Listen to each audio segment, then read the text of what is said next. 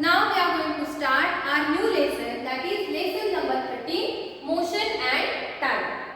Already we have discussed about types of motion and what is the motion in live session. Okay, so we will revise all the things that we have learned in live session.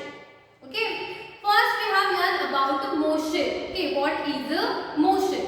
So motion is a displacement of an object from one place to another place. Okay, so that is known as a motion.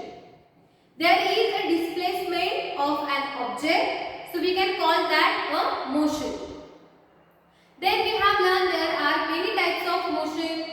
First we have learned that rectilinear motion. Now rectilinear means what? If that displacement is in a straight line, so that is known as your rectilinear motion or motion along with a straight line. Okay. Then we have revised about the circular motion. See, the motion and these types of motion we have already discussed in previous class, that is your 6th standard. Okay. Only we are revising that point. So please pay attention. So circular motion means what? When the displacement is in circular path. So that is known as a circular motion. Understood? Okay. Like your hands of your clock. So that clock hands movement is in a circular motion and is in a circular path. Then another motion is there, that is known as a periodic motion. Now periodic motion means what? In periodic motion there is a displacement of an object in a fixed period. For example, your rotation of the earth, revolution of the earth. Okay, that earth is having a fixed period for rotation and for revolution. Means earth is not changing the time of completing rotation and revolution. So when there is a fixed period for displacement, so that is known as your periodic motion. Then oscillatory motion means what? From mean position to the extreme position, again here and here. So like that, if the motion is there, that is back and forth motion or to and forth motion is there, okay, to and fro motion is there, so that is known as oscillatory motion. For example, your swing. Understood? So like that we have learned in live session. One new point we have discussed, that is about the speed. Okay? Before that we have learned that what is the slow and fast. There is a difference between the slow motion and fast motion. Okay? Now see, A to B, one distance, C to D, it is another distance. Okay? Here is also 5 km, here is also 5 km. Here I have completed my distance in 1 hour. But here I have completed only 4 km, that for 130 hours. Means here you can say that here is a less time, but we have completed or we have covered the distance of 5 km. But in this case, we have taken 1 hour and 30 minutes. Still we have covered only 4 km. So where is the slow and where is the fast motion? Yes, definitely it is a fast and it is a slow. Means if we have completed more distance in less time, so that is your fast. And if we have completed less distance but we taken more time, so that is your slow speed or slow motion. Understood? So that is depend upon your speed. Okay, in how much speed or in how many time you are completed that distance. So that is depend upon your speed. Okay, so speed formula we have learned that. So formula of speed is equal to distance upon time. Okay, distance upon time means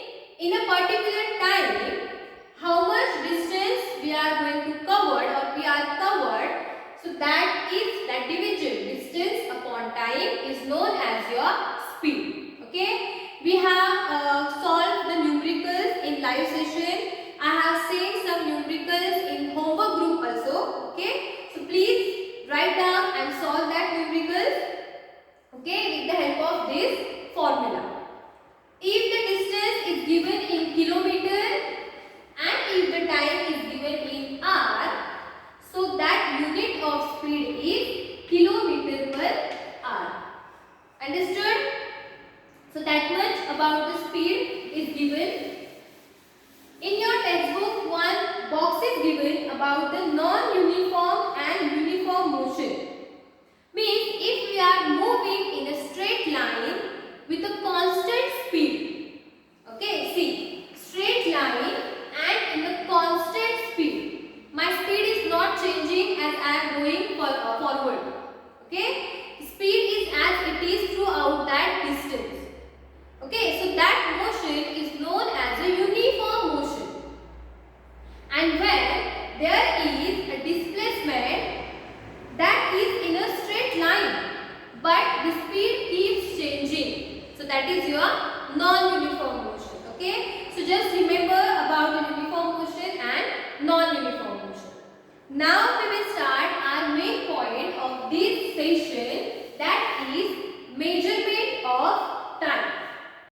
Measurement of time, what we are going to learn, that how we are measuring the time. In 6th standard we have learned about measuring of length. Okay, we are using the standard methods, then non-standard methods. Okay, non-standard methods means what? By hand span, by foot span, by cubit we are measuring the length. Opposite to that, when we are using the standard methods like use of ruler, steel tape, inch tape. So there is a difference between your observation or your that point that you are getting that numbers. If the hand span is there, if you are using the hand span, for each student the value is different. But when we are using the standard method, like for example your ruler, so that measurement of that length remains as it is for every student. So like that there is a difference between the non-standard methods and standard methods. Now when we are considering about experiments, scientific experiments, we require a proper number for our calculation. We don't require the slight change that affects our calculation or our answer. So that smaller difference between your answers is known as parallax error. And to avoid that, we should use the standard methods properly. That ways also we have learned in 6th standard, is how to keep that ruler while measuring the length and all. If we are considering about the measurement of time, measurement of length is relatively simpler than the measurement of time. Means with ruler or with steel tape we can measure that. But when we are considering about the time, there is a difficulty in that method. So what are that? That we will see. So in measurement of time, we are going to learn about the simple pendulum and time period. Okay? In measurement of time, we will learn simple pendulum and time period. First, what is a simple pendulum? Okay? See, a rigid body, then a string which is attached with a metallic bob. So you can see here the simple pendulum. Okay, the string is there and the metallic bob is there. So that is known as simple pendulum. This simple pendulum is actually the example of oscillatory motion that you can see here. Okay, oscillatory motion, the back and forth movement, back and forth movement.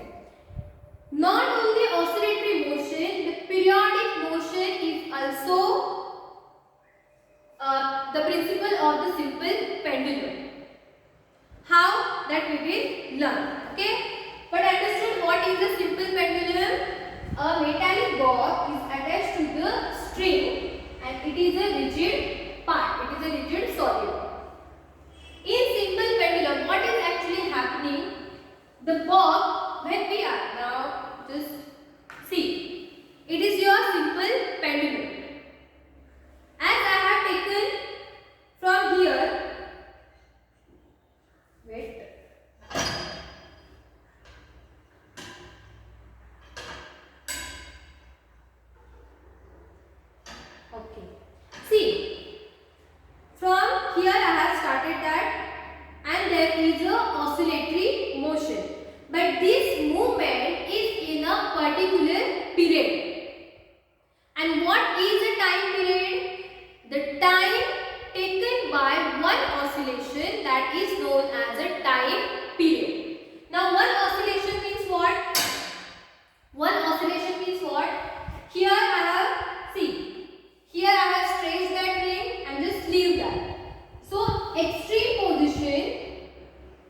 the distance covered by that bob, it is known as the one oscillation. Means from mean position, it is your mean position.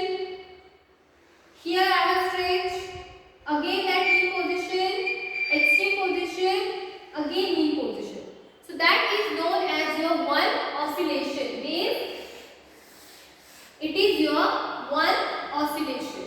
And the time required for one oscillation, it is your time period. Your clock, wall clock, is depend upon this principle. Okay, the simple pendulum. See, in ancient times, clocks were not there.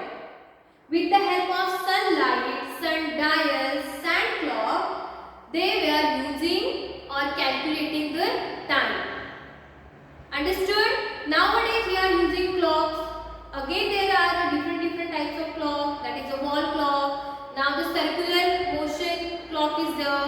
Digital clock is there. Okay. But in case of simple pendulum, we are going to calculate the time period based on one oscillation. Okay. So while we are learning about the measurement of time, one activity is given. That is activity 13.2. What we have to do? We have to calculate 20 oscillations. In your textbook, that table is given, table 13.2, time period of a simple pendulum.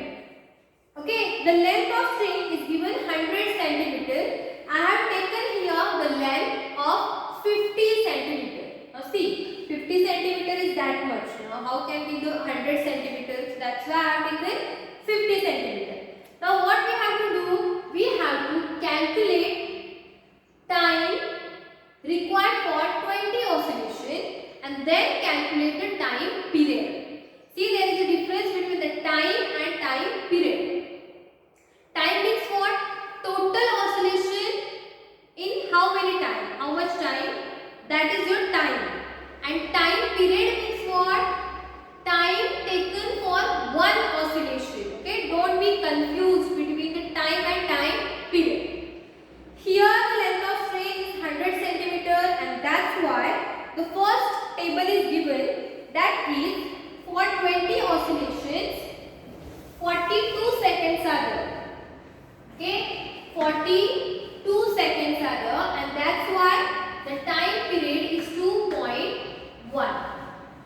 Already I have taken the observation, okay, means the second and third observation, because that taken means this activity required more time to calculate that 20 oscillation, again 20 oscillation. That's why I have already taken. Only what we have to do?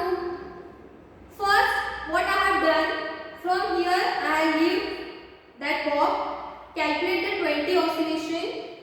Then I have taken the seconds from this stopwatch. Okay, that I have done first. Then I have taken the bob like that. Okay, means first I have stretched that bob only that much.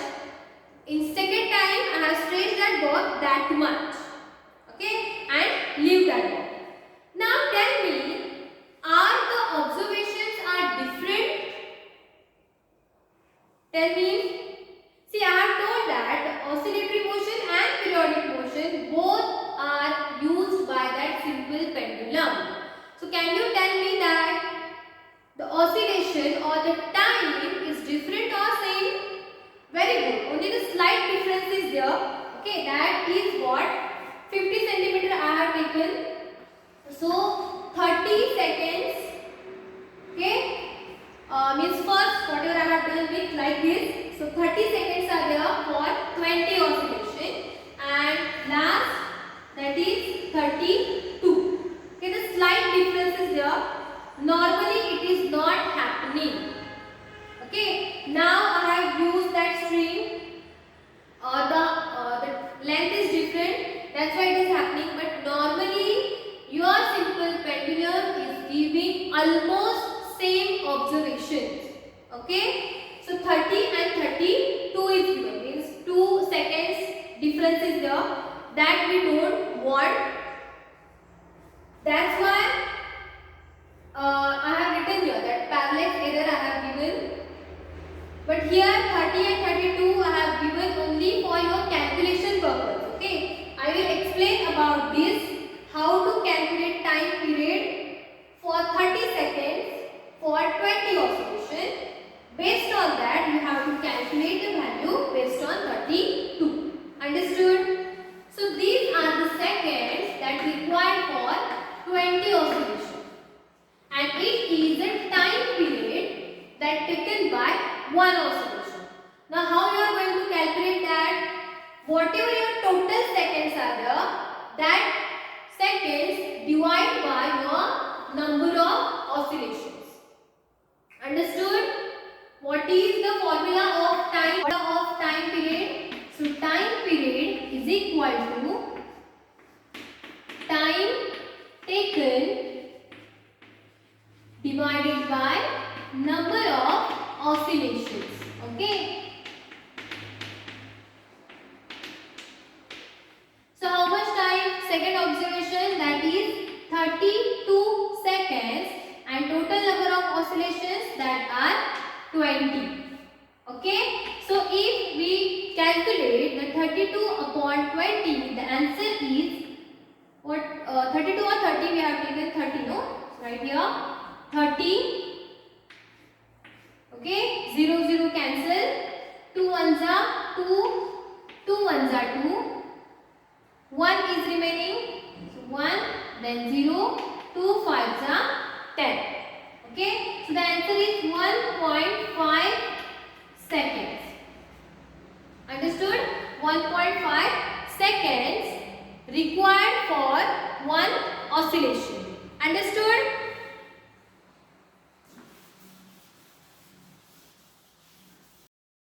Length, measurement of mass, weight, measurement of time.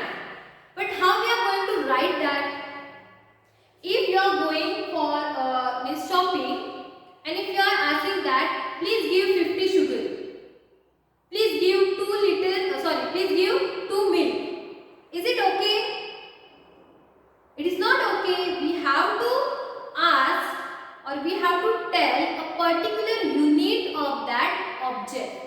Okay, so there is a unit of time and speed. Okay, so unit of time, the basic unit of time is second. Basic unit, I am saying about basic unit of time is second.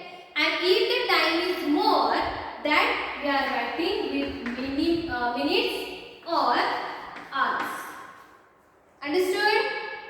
Understood? Yes. And there is a unit of, there is a unit of speed. Normally, when we are solving the calculation in live session, kilometer per hour or meter per minute, that we have learned that. Okay. If there is a difference, that the conversion part, that also we have learned.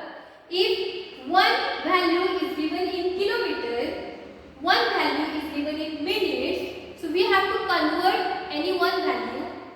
Okay, either we have to convert kilometer into meter, or we have to convert minute into hours. So like that the conversion part is there. So these are the units of speed. That's okay. But the main unit of speed is meter per second.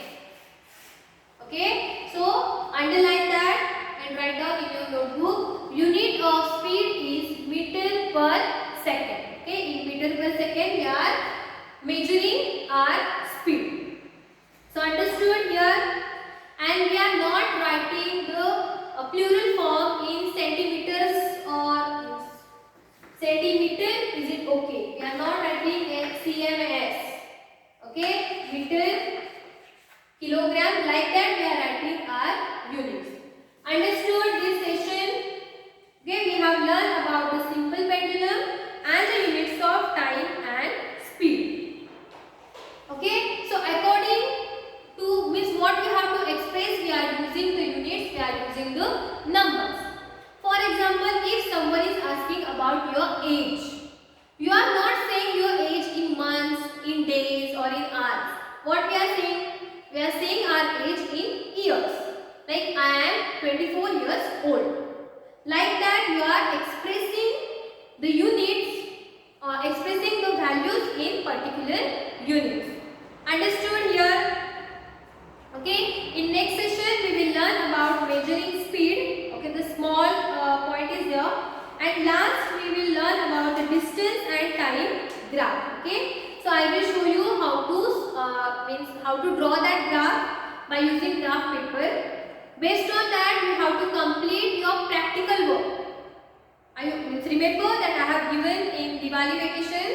The practical work is there. So we will learn distance time graph. Based on that, we have to draw that graph. Understood? So here we have completed our session in which we have learned about the simple pendulum, time period and units of time and